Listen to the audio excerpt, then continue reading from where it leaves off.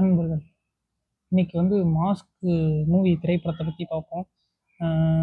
Kavin, Andrea, அப்புறம் ரமேஷ் திலக்கு, அப்புறம் வந்து வடச்சென்னையில் ஒருத்தர் வருவார், அவரு எல்லாருமே நடிச்சிருக்காங்க. ஸோ இந்த படத்தில் வந்து கதை என்னென்னா, கவின் ஐயா வந்து ஒரு டிடெக்டிவாக இருப்பார். மற்றவங்க அஃபேரெல்லாம் கண்டுபிடிச்சி சுமூகமாக டீல் பண்ணி விடுவாப்புல. அவருக்கு பண தேவை அதிகமாக இருக்கும். ஸோ இதெல்லாம் பண்ணிக்கிட்டு இருப்பாப்புல. இந்த சைடு வந்து ஆண்ட்ரியா மேடம் வந்து சமூக சீர்திருத்தவாதி மாதிரி பெண்களை வந்து செக்ஸ் ஒர்க்கர்ஸ் எல்லாத்தையும் வந்து கூட்டிகிட்டு போய் அவங்க வாழ்க்கையை அவங்க கையிலேயே கொடுக்குற ஒரு வேலையை பார்த்துட்டு இருப்பாங்க. அப்புறம் வந்து இந்த வடச்சென்னை ஐயா வந்து சிஎம் ஆகணும் அப்படின்னு ஒரு குறிக்கோளில் அவர் இங்கிட்டு ஓடிக்கிட்டு இருப்பாரு. ஸோ இவங்க 3 பேருக்கும் நடுவில் ஒரு ராபரி நடக்கும், பேங்க் ராபரி. அந்த ராபரி வந்து ஏன் நடக்குது அப்படின்னு கண்டுபிடிச்சி தரதுக்காக தான் கவின் திருப்பி உள்ள வருவார். அதுக்கு ஆண்ட்ரியாவும் சம்மந்தப்பட்டிருப்பாங்க, அதுக்கு வந்து அந்த மினிஸ்டரும் சம்மந்தப்பட்டிருப்பாப்புல. ஸோ இப்படி தான் கதை போகும். It's finally how it is டன்ன்றது தான் இந்த படத்தோட ஒன்லைன்.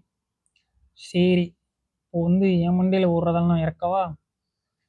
ஃபஸ்ட்டு வந்து இந்த இந்த அவர் கவின் வந்து டிரெக்டிவாக இருப்பார், சம்திங் அந்த மாதிரி ஏதோ போகும்.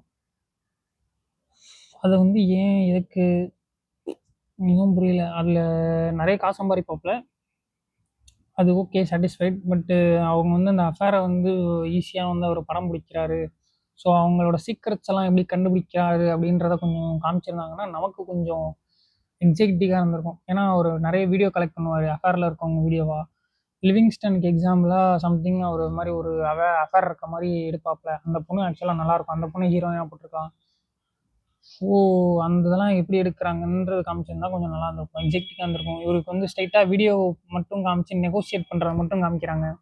ஸோ வீடியோ அவர் எப்படி எடுக்கிறாரு அந்த மாதிரி இதெல்லாம் காமிச்சிருந்தா கொஞ்சம் நல்லாயிருக்கும். அப்புறம் அந்த மினிஸ்டருக்கும் ஒரு அஃபேர் இருக்குது, அவர் கேர்ள்ஸோட சுற்றிட்டு இருக்க மாதிரிலாம் காமிப்பாங்க.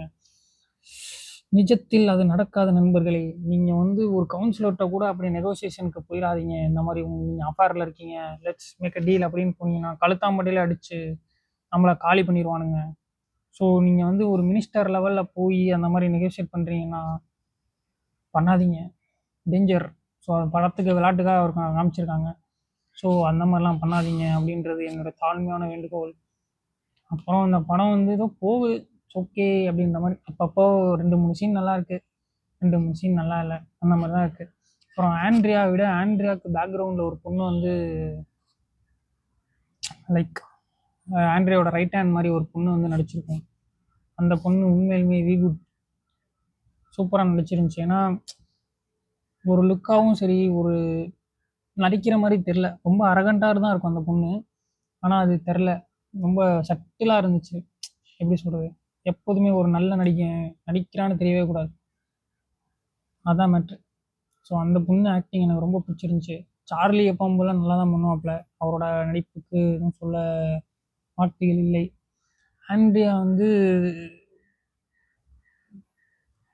என்ன சொல்கிறது, try to be look like a villain. So அந்த ரோல் வந்து ரொம்ப எலகண்ட்டாக வரணும்.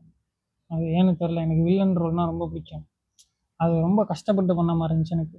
அப்படி மேபி அந்த சந்திரா ரோல் இருக்குல்ல, அதில் வந்து கேரி பண்ணதும் இது கேரி பண்ணதும் நல்லா டிஃப்ரென்ஸ் தெரிஞ்சிச்சு. ஸோ அது கொஞ்சம் நல்லாயிருக்கும். இது கொஞ்சம் தெரியுது என்னமோ ரொம்ப கஷ்டப்பட்டு மெனக்கெட்டு நடிக்கிற மாதிரி, அந்த வில்லன் ரோலை ஃபுல் பண்ணுற மாதிரி இருக்கு. மற்றபடி இந்த படம் வந்து ரொம்ப ஆவரேஜான படம் தான். இதுக்கு வந்து இந்த மீட்டிங்லாம் போட்டு நான் பரத்ராஜங்கிறவனோட போயிட்டு அவ்வளோ சென்சார் கட் போச்சு அப்படி இப்படின்னாங்க. சென்சார் கட் பண்ணுறது கூட என்னன்னு தெரில, என்ன வேலைன்னே தெரில எனக்கு. ஓகேவான ஃபிலிம் தான். ஸோ அவ்வளோதான் நண்பர்களே. இந்த படம் பார்க்காம வேணாம்னா that is your decision, but is very average movie. Full HD வந்தோடனே பார்த்துக்கிறது என்னோட ரெக்கமெண்டேஷன்.